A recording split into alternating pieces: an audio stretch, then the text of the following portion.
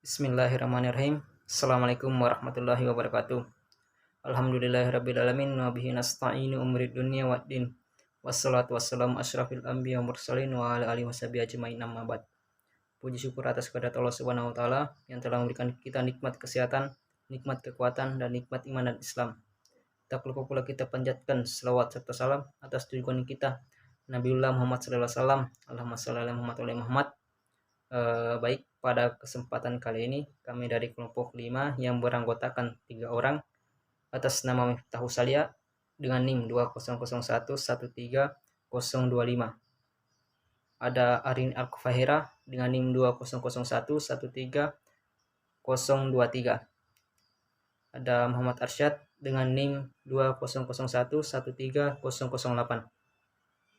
Jadi pada kesempatan kali ini kelompok kami akan membahas hama utama tanaman tomat atau yang lebih dikenal dengan Solanum icopersium. Jadi tanaman tomat merupakan tumbuhan siklus hidup singkat, dapat tumbuh setinggi 1-3 meter. Tumbuhan ini memiliki buah warna hijau kuning dan merah yang biasanya dipakai sebagai sayur dalam memasak atau dimakan secara langsung tanpa diproses. Tomat memiliki batang dan daun yang tidak dapat dikonsumsi karena sekeluarga dengan kentang dan terong yang mengandung alkaloid. Adapun hama yang biasanya menyerang tanaman budidaya tanaman tomat ada lalat buah atau bakteri Cerca dorsalis. Ada kutu daun atau Apis gossypi dan ada ulat tanah atau Agrotis epsilon. Jadi kali ini saya akan membahas tentang hama lalat buah. Morfologi lalat buah.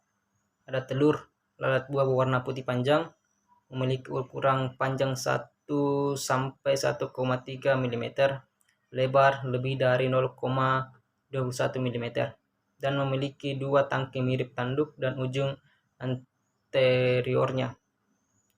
Larvanya berwarna putih bening, memiliki segmen berbentuk menyerupai cacing, mulut berwarna hitam dengan bentuk kait sebagai pembuat lubang.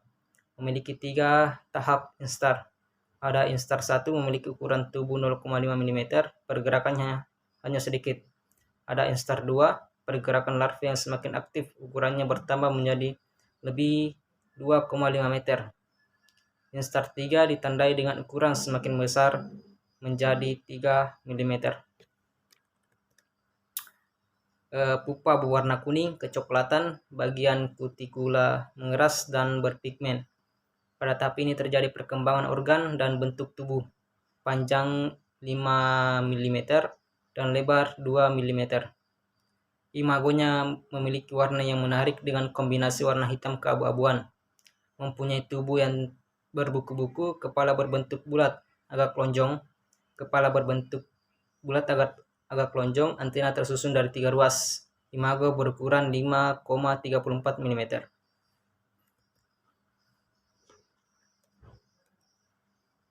Pada biologinya, telur 3 hari.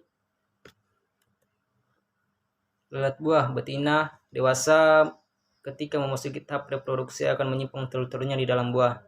Ada larva 1 hari, larva 2 3 hari, dan larva 3 ada lebih dari 5 hari. Larva lalat buah berkembang di dalam daging buah sambil memakan sehingga buah menjadi busuk. Larva kemudian keluar dari daging buah dan menjatuhkan dirinya ke tanah.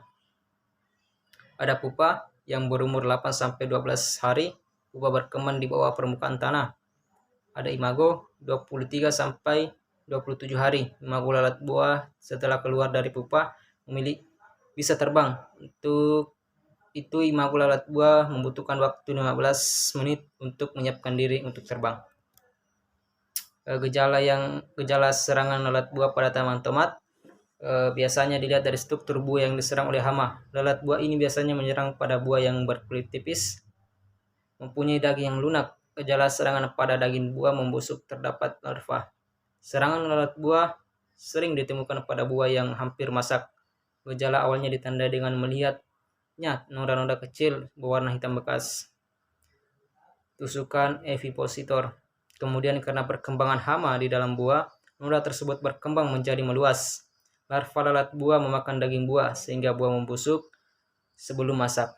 Stadium lalat buah yang paling merusak adalah stadium larva. Apabila daging buah dibelah dapat larva kecil pada daging buah, terjadi perubahan warna dan pada bagian yang tersam menjadi lunak.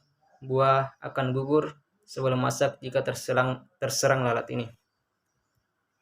Teknik pengendalian lalat buah. Untuk pengendaliannya secara teknik ada secara kultur, teknis dilakukan dengan sanitasi lahan. Yang kedua ada mencangkul atau membalikkan tanah agar larva tidak menjadi pupa, serta pupa terlanjur membentuk naik dan terkena sinar matahari sehingga dapat menyebabkan kematian pada pupa. Ada membakar sampah atau ranting daun serta buah-buah yang terkena serangan. Asap dapat mengusir hama lalat buah. Untuk pengendalian secara fisik, ada menggunakan paper atau trap atau perangkap kertas. Jika tidak didapatkan, bisa menggunakan media lain, seperti botol yang dicat warna kuning dan dilumuri lem tikus di sekelilingnya, atau bambu yang dicat kuning dan dilumuri lem di sekelilingnya, kemudian ditancapkan di sekitar tanaman atau digantung. Ada pengendalian secara kimiawi. Pengendalian secara kimiawi dilakukan dengan cara menyemprot insektisida yang bisa membunuh dan mengusir lalat buah. Insektisida tersebut biasanya mempunyai bau sangat menyengat sehingga tidak disukai oleh lalat buah, seperti yang berbahan aktif profenofos, deltametrin, dan sipermetrin. Ada pengendalian dengan musuh alami yaitu hayati. Ada predator lalat buah yang umumnya adalah semut atau dan laba-laba, kumbang staphylinid dan cocopet.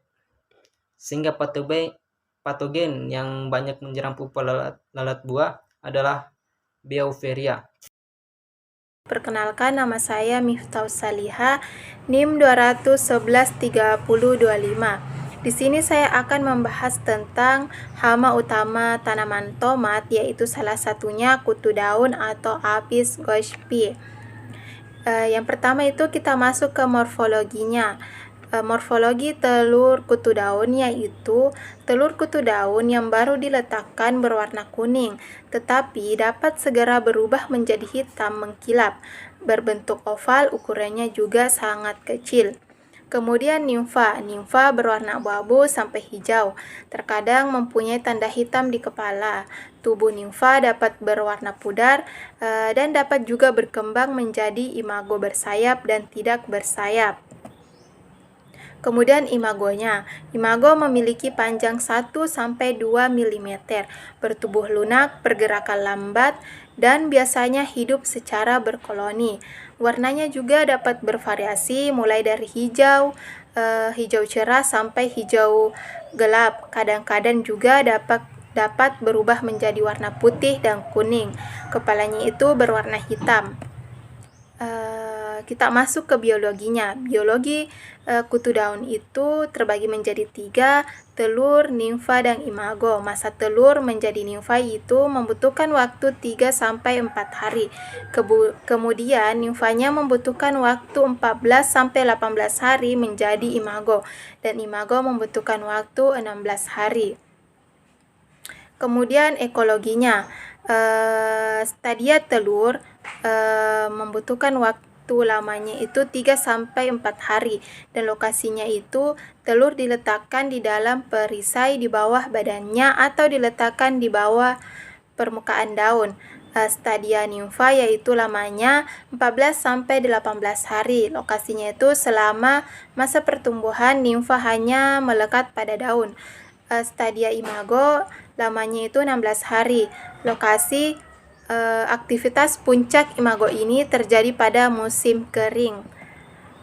Kemudian kita masuk ke gejala serangan kutu daun. Mungkin teman-teman dapat melihat gejala-gejalanya, dan kutu daun ini bersembunyi di bawah permukaan daun karena cara penginfeksian dari hama ini yaitu dengan cara menghisap cairan pada daun muda, dan serangan kutu daun ini dapat menyebabkan daun menjadi menguning karena kekurangan cairan. Pucuk berkeruk sehingga pertumbuhan tanaman terganggu. Serangan yang berat ini timbul noda-noda hitam pada daun. dan daun berwarna coklat kemerahan seperti terbakar. Tepi daun menggulung ke bawah kemudian mengering. Kemudian adapun cara pengendalian hama kutu daun, yaitu yang pertama pengendalian teknis, memotong bagian yang terkena serangan jika serangan tidak terlalu parah. Apabila serangan terlalu parah, maka kita dapat mencabut tanaman tersebut. Kemudian pengendalian kimiawi. Pengendalian kimiawi yaitu sebaiknya menggunakan jenis obat insektisida berbahan aktif, dan penyemprotan lebih baik dilakukan pada sore hari. Kemudian pengendalian biologi, yaitu menggunakan musuh alami cendawan atau Verticillum lechani dan predator Diptera. Baik, mungkin itu saja pemaparan materi dari saya. Saya serahkan kembali ke pemateri berikutnya. Perkenalkan, nama saya Rinal Fahira dengan NIM 20011130007. Hama utama pada tanaman tomat yaitu hama ulat tanah atau biasa juga disebut dengan Agrotis ypsilon. Morfologi hama ulat tanah. Telur berbentuk bulat kecil bergaris tengah 0,5 mm dan berwarna kuning muda. Betina dapat meletakkan 1430 sampai 2775 butir telur. Warna telur mula-mula putih lalu berubah menjadi kuning, kemudian merah disertai titik coklat kehitam-hitaman. Larva yang baru keluar dari telur berwarna kuning kecoklat-coklatan dengan ukuran panjang berkisar antara 1 sampai 2 mm. Dan ada juga larva berwarna coklat tua sampai coklat kehitam-hitaman. Pupa. Pupa berwarna coklat terang, berkilauan atau coklat gelap. Pupa dibentuk di dalam tanah. Imago memiliki sayap yang bercorak khas berwarna putih kecoklat-coklatan dan panjang tubuh 10 sampai 14 mm. Biologi hama ulat tanah. Telur membutuhkan waktu 4 hari untuk berubah menjadi larva, dan larva membutuhkan 36 hari untuk menjadi pupa, serta pupa membutuhkan 7 hari untuk berubah menjadi imago. Ekologi hama ulat tanah. Stadia telur, lamanya 4 hari. Telur diletakkan di bawah permukaan daun, dan seekor betina dapat meletakkan 1430 sampai 2775 butir telur. Stadia larva, lamanya 36 hari. Larva menghindari cahaya matahari dan bersembunyi di permukaan tanah sedalam 5 sampai 10 cm atau dalam gumpalan tanah. Larva aktif pada malam hari untuk menggigit pangkal batang. Stadia pupa, lamanya 7 hari. Pembentukan pupa terjadi di permukaan tanah. Stadia imago, lamanya 8 sampai 9 hari. Sedangkan ngengat sebagian besar aktif pada malam hari atau nokturnal atau aktif selama senja. Gejala serangan hama ulat tanah ini yaitu ulat tanah ini dapat merusak tanaman yang baru ditanam. Tanda serangan pada tanaman muda ditandai dengan terpotongnya tanaman pada pangkal batang atau tangkai daun, dan tanaman menjadi roboh karena terpotong pangkal batangnya oleh ulat tanah, sehingga dapat menimbulkan kerusakan berat. Serangan ulat tanah biasanya menyerang di awal musim kemarau. Adapun cara pengendalian hama ulat tanah ini yaitu pertama, pengendalian teknis.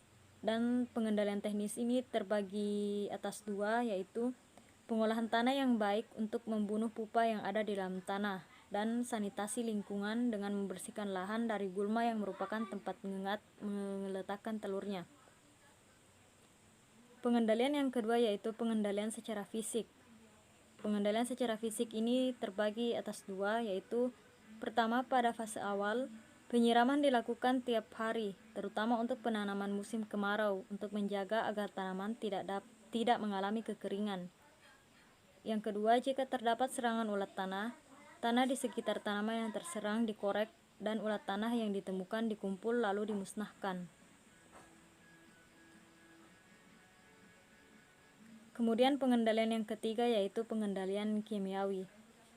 Pada saat pengamatan dan ditemukan 10% populasi tanaman tomat terserang ulat tanah, Yang dapat dilakukan yaitu mengaplikasikan insektisida kimia sintetik. Misalnya seperti berbahan aktif seperti sipermetrin, lambda sihalotrin, dan klorpirifos. Selanjutnya, pengendalian yang terakhir yaitu pengendalian dengan musuh alami atau hayati. Pengendalian musuh alami ini yaitu contohnya pemanfaatan musuh alami seperti parasitoid larva, Kotesia atau Aphanteles, Rufricus dan Ganiophana heterocera, predator larva, Catricia plutella, patogen serangga seperti Botrytis sp dan Metarhizium sp, serta nematoda Trirema sp. Itulah tadi pemaparan dari kelompok kami. Jika ada kesalahan dan kekurangannya mohon dimaafkan. Wallahul muwaffiq ila aqwamit thoriq. Wassalamualaikum warahmatullahi wabarakatuh.